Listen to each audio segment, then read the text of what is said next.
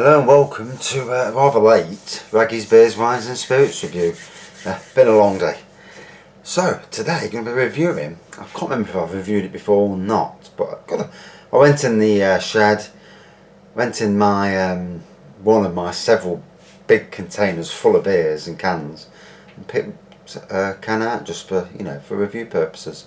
So this is Blue Monkey Brewery, which is based in Giltbrook, Nottingham, not far away from me, about 3-4 miles away. They're +1, Infinity +1. It's classed as a strong IPA, 5.6%. And first time I had it was earlier this year. I went to the brewery, and being as it's not too far. Oh shit! It's a gusher.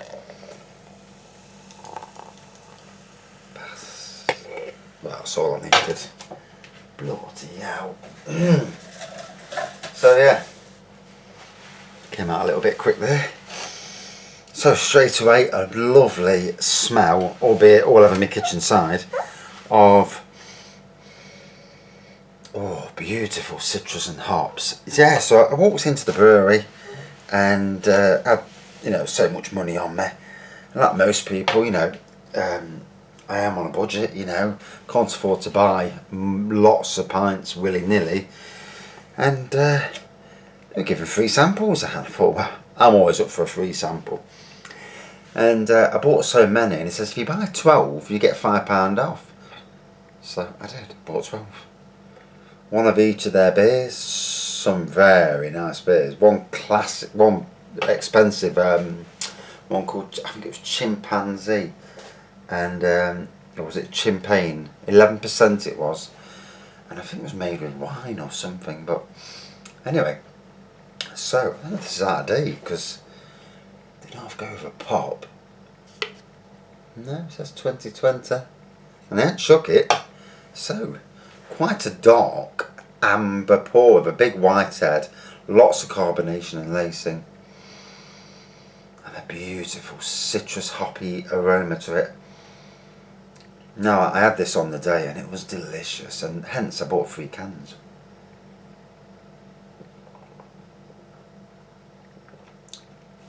Oh.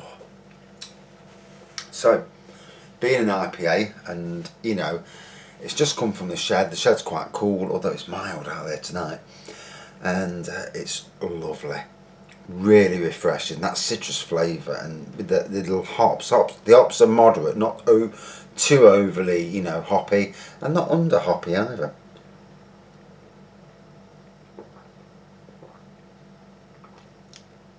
Oh, that hits the spot. And especially if I look tired, I am tired. Got up at 5 this morning, went to work for 6. I had to drive around my job, and I work on Nottingham's Park estate. And if you ever watch films like Christmas Carol, where they have the old gas lamps, that's what they are.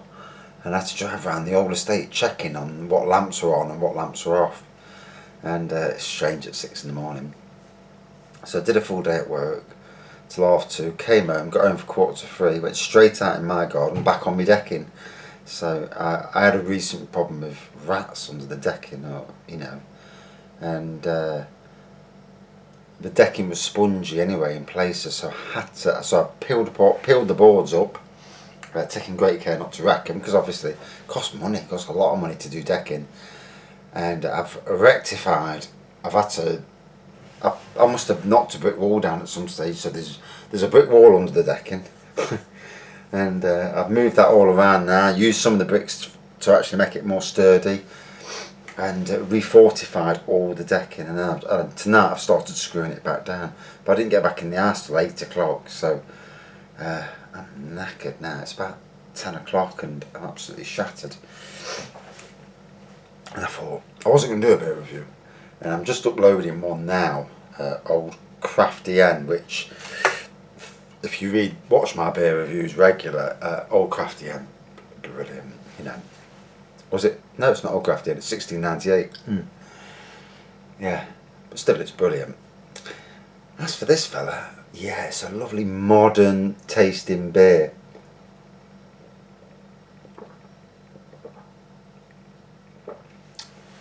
From a brewery that have just brought out a plum stout.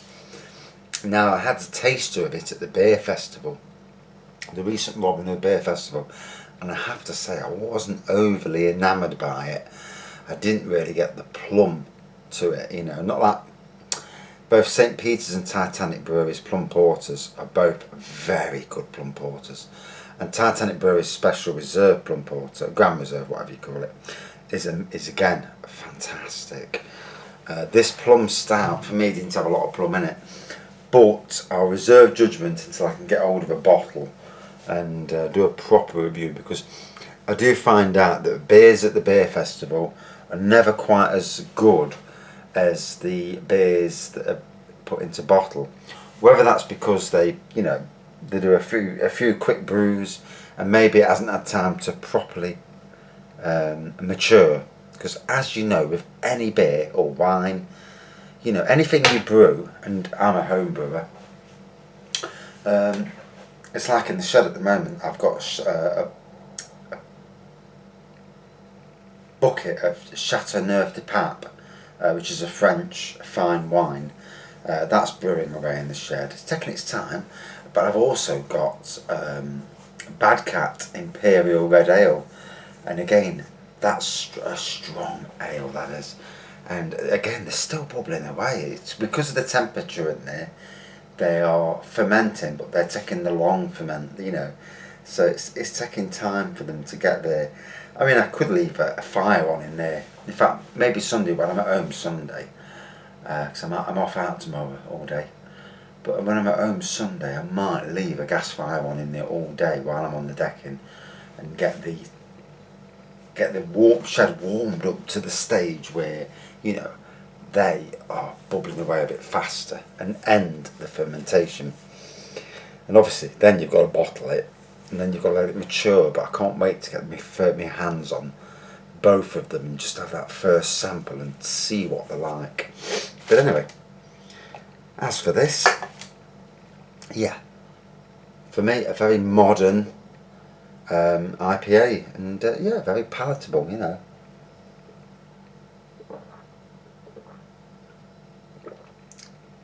It's like most IPAs and golden ales, always better drank cooler, because for me they're a step up from what lagers are,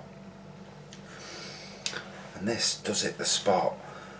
But like most beers, some beers hit the spot more when you're in need of a drink. Say you're gasping for a beer, you've had a day at work, and it's in the middle of summer, and that first beer is like, oh my god, that's the best beer ever. And you find out it's Foster's or something like that. And it's just at that moment in time, that beer ticks all the boxes, or that lager, cider, whatever, ticks all the boxes. And for me, I'm absolutely shattered. And this definitely ticks the boxes. I've had it before in the middle of the day. I was actually driving as well, and they gave me a right good glassful. And it was immense then, And fair play to Blue Monkey Brewery's people, because you made me buy more than I was going to buy. So well played. Especially when they brought out you get 12 bottles and get a £5 off. I thought, hey, there's a good one. 2 bottles for free there. Oof.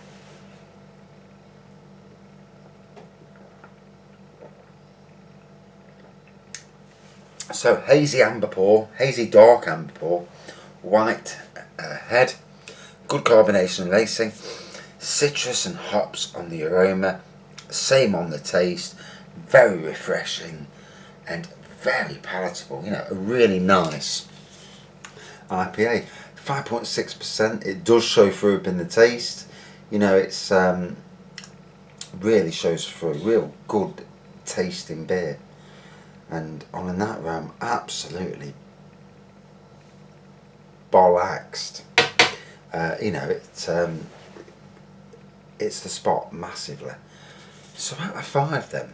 So not a top 10 beer for me, Top 10 beers are beers over about 4.6% that I classify as my top 10. There's actually about 30 in that top 10, but I classify them as the creme de la creme, in my opinion anyway. Because let's be fair, we've all got opinions and everybody's got a different taste, Just just because I like it doesn't mean you will, but you never know. I know what tastes good to me, and I know what tastes nasty. Not many beers are nasty, to be fair. You know, they're all good in their own way. I mean, there's only been a few over the time that I've really thought, oh, that's disgusting. And I must review Budweiser again one day, because I think I was a bit harsh on that in the long run.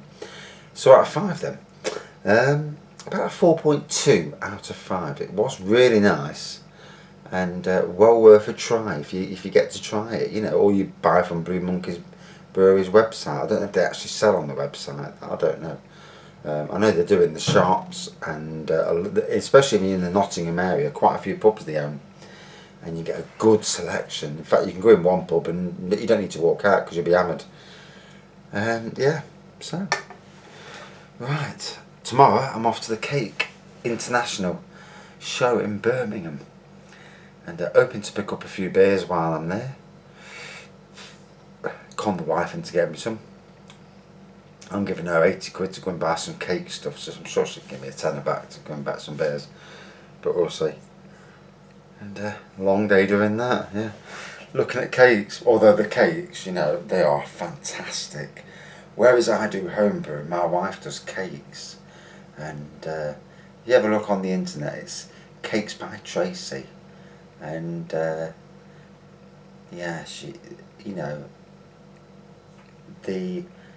what she can do with cakes is similar to what I can do in a flower bed, you know, with the right sort of plants.